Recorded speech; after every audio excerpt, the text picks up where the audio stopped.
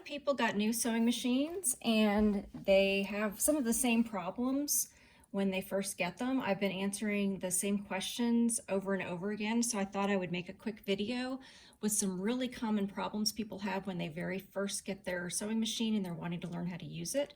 And I just want to say really quickly, this is gonna run through the same information if you have a machine with this type of bobbin that goes in the front, or if you have a machine with the drop-in bobbin that goes in the top.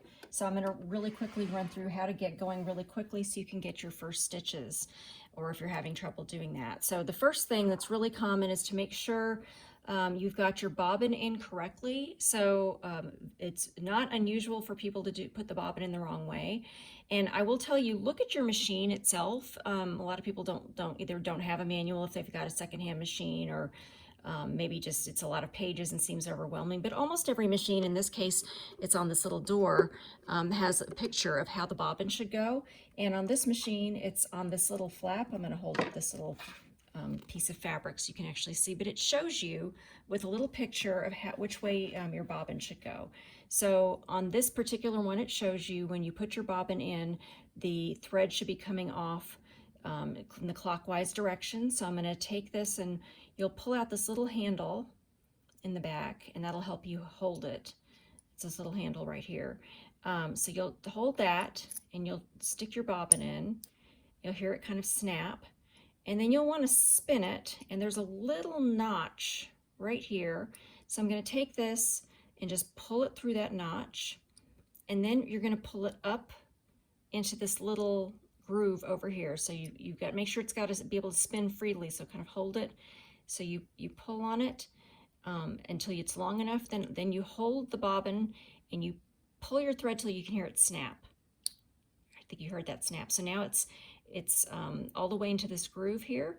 And so when you pull it, you'll see the bobbin is turning clockwise in the case.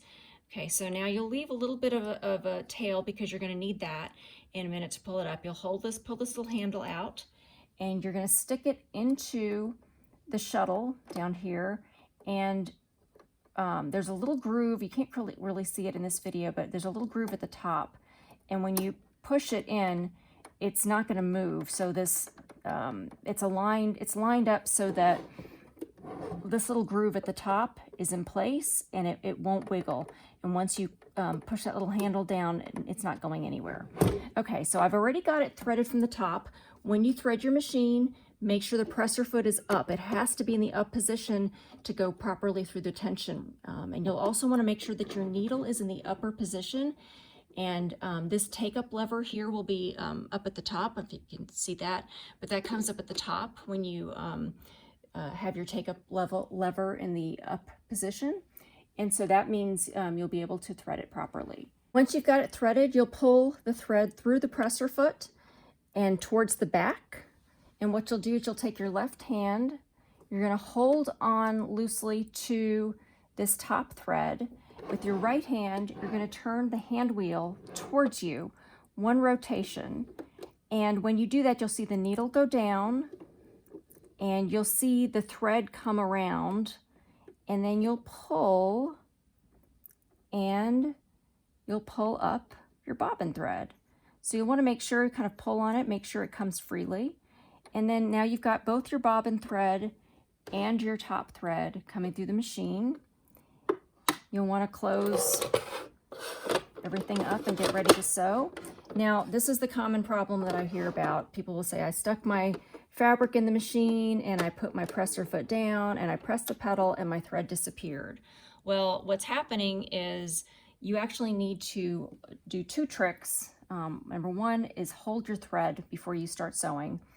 And then also, I never start on the very edge of your fabric. You want to make sure you're at least a little ways in on your fabric. And then again, you'll hold onto those threads, take your hand wheel, turn it towards you until the needle is in the fabric. So now the needle is down there in the fabric. Still holding on to the threads, you can press with your foot on the pedal and take your first stitches, and you'll be fine.